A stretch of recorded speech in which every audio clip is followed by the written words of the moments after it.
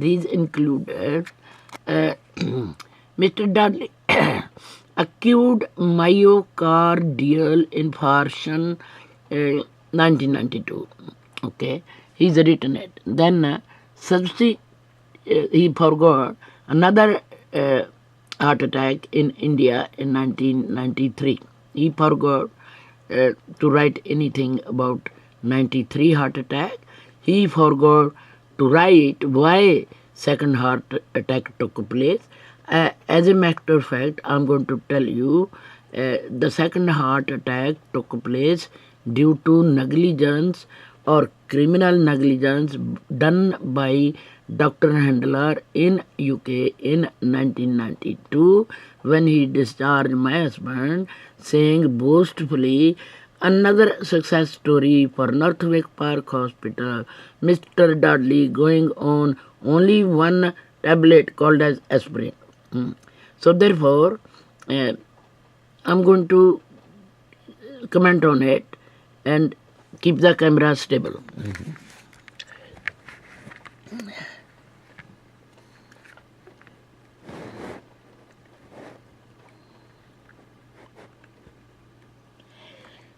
1993, I took my husband to India because his father was old and I wanted maybe to meet his father, make him happy.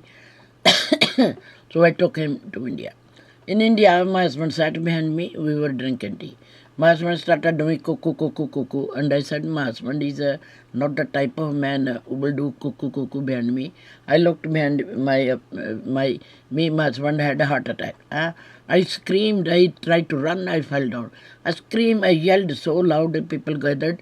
My father came, my brother came, and my husband was too fat. I told him, lay him down on the floor, let's revive. And he went to get the bed. He said, I respect my brother-in-law, I'm not going to put him on the floor, silly boy. And, we revived. I put a mouth-to-mouth kiss in my hubby. And I told to massage his heart. But my brother's wife knew it better. She said, do massage like this, because her husband was a doctor in India and her brother was Dr. Surinder Man, the GP in England. So what we saw on the TV, I tried to do it, but what I didn't know is I should lift his neck and open the and close the nose and put the air. So obviously some of the air was leaking out. But therefore the heart damage took place, but we revived my husband. And we called there is no ambulance system, so my brother's wife is called as Bhabhi. Bhabhi's mother called a cardiologist and and a car, and they said take him to the general. We took my husband to the general. And he slept in my lap. The chair was different type, the front seat. He said, where are you taking me? I said, darling, you had a heart problem. He said, no, I didn't. I just slept. So we took him, and he was. We were told that we are lucky that we revived him, and but his heart is damaged at a new place. And they gave him. They said he won't pull through. He said, I said, why did he have a heart attack? He said, because doctors in National Health in Britannia did not give him enough supporting tablet. He said, aspirin is not enough. They should have done angiogram to find out why he had a heart attack to begin with in 92, and then done angioplasty to stop future heart attack taking place, plus additional tablet are needed to stop any type of heart attack, such as water tablets, such as cholesterol, this and that, and the Indian doctors, they gave him pacemaker. He said he won't come out of unless you give him pacemaker. And so luckily we were very worried because pacemakers are very expensive, and the entire race, gathered around my husband.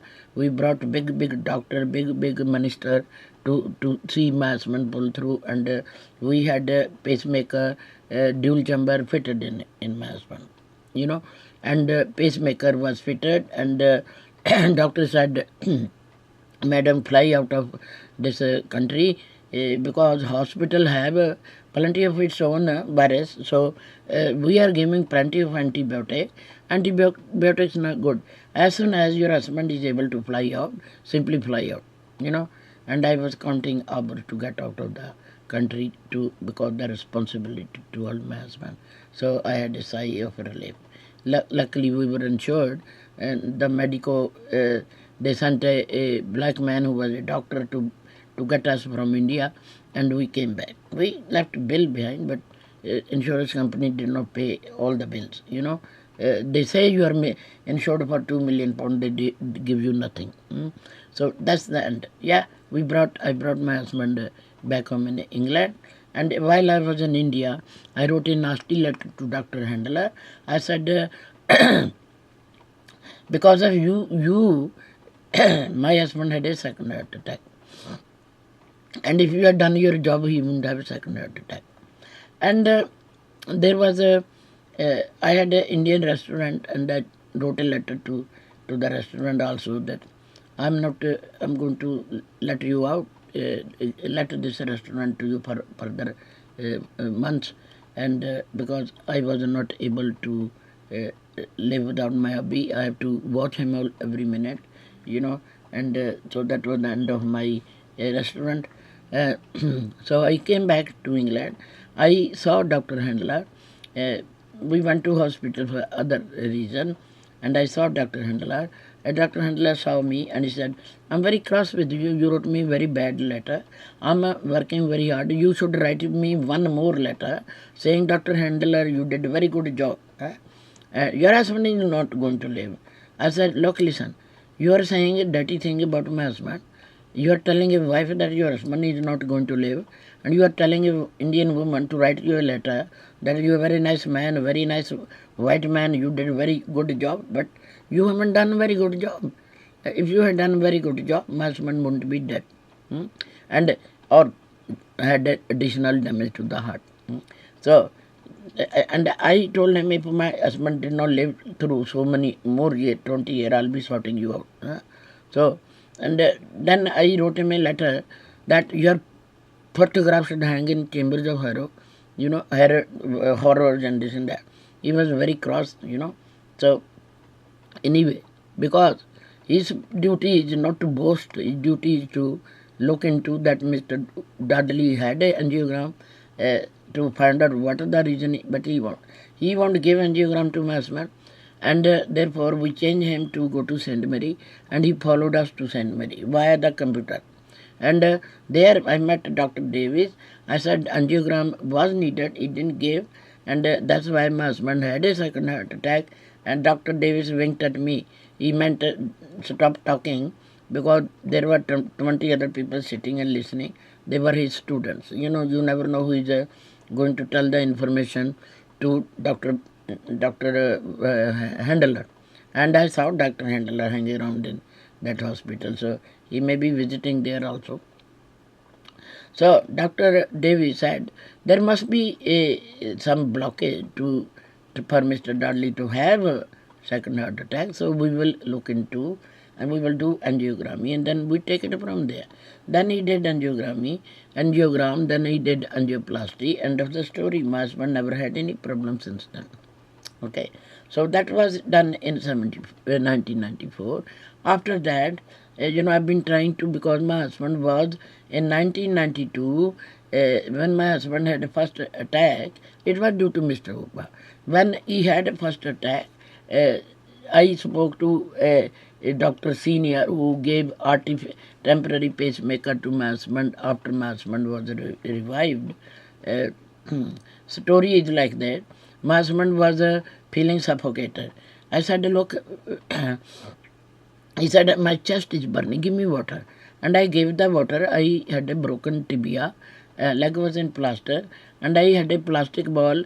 I wanted to water the plant, and I gave it the water to him. He looked at me, because my husband doesn't like other than glass, glasses, you know. You don't give him steel glasses, he like ordinary glass. So I gave, I said, you need the water in a hurry, you don't look good, I'm going to call 999 and get the ambulance. Even if there is nothing wrong with you, you will have a medical checkup. So I dialed 999 and ambulance came, they took him. They took him, they decided he's not good, and I was cooking moongi dal, lentil, green lentil. I cooked up switched off everything, and I followed in my own car, and then they took him there, and I said, where is my husband in the and they said in that room, and I sat there, and the nurse came, and she said, they've taken him to the resuscitation room. Huh?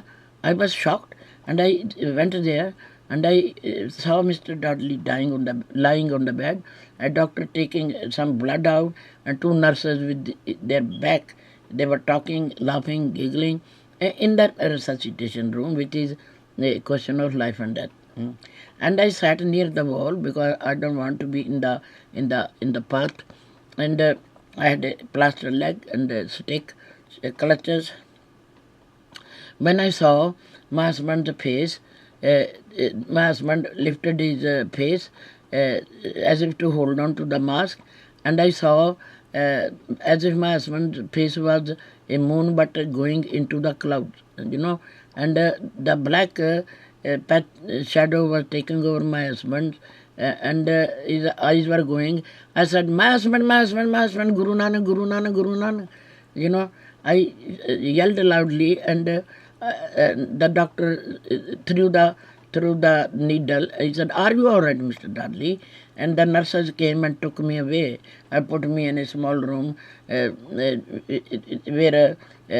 it was so small room, and then I had a attack. My nerves, the circulation in my feet, I started itching badly.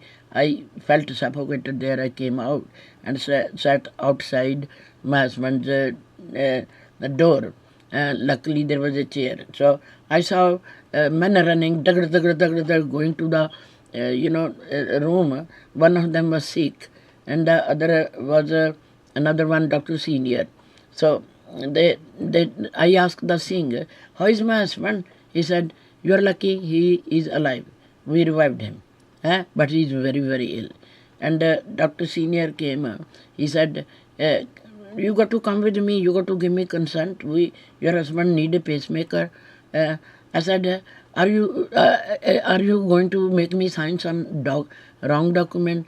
Is it, he said, no. You have to sign, otherwise he will die, And I said, I can't walk. You got to send somebody to take me there, And they took me there in ambulance, in the wheelchair, and my hubby there, and I gave him consent to have the pacemaker for the temporary. My husband was alive. I told Dr. Senior, this is Hooper did it. He was making me and my husband get cross. He tapping our phone, bugging me, mucking me about, These having me followed by two men and women, it's creating a war in my house. And he said, when you have reported on him, this man, on Mr. Hooper, on, like you said, 5784, what right he had to bother you again? So tell the police again. I said, they are so bastard, they don't listen. So I'm responsible for the heart attack. So I wish God give him my life, but he was lucky. Next day I went to see my husband, and so what happened is one day later, I went to see that, and the bed was empty. I had a shock, and the nurse said, no, don't get worried. We have shifted him to the other position, And there was one nurse, husband, he wanted to drink water. This was black woman. He stood 1 mile away, and my husband was unable to reach the nurse. I hated that nurse. Other nurse, my husband vomited. She was so nice.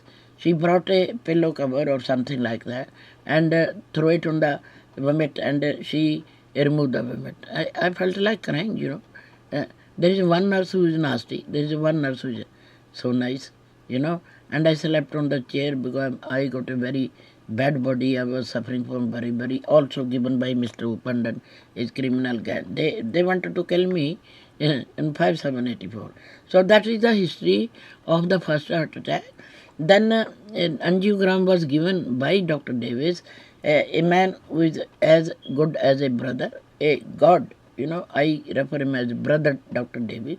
I'm not all that bad, like you people think I'm a very bad person. If doctors are very good, I consider them as God. My husband's heart team, Dr. Handel was very nice in 92, but he did one mistake and I taught him a lesson. And other team was Dr. Fox was very nice, Dr. Anand was very nice, and Dr. Chris was very nice. They all was very beautiful people and they cared about it. And I said, Chris, what is happening to my husband? He lost his memory. He said, Mr. Dhadli fighting with two illnesses, And the second one was, he said, there is he's losing lot of sodium and potassium. And I said, there is a the shadow on the lungs.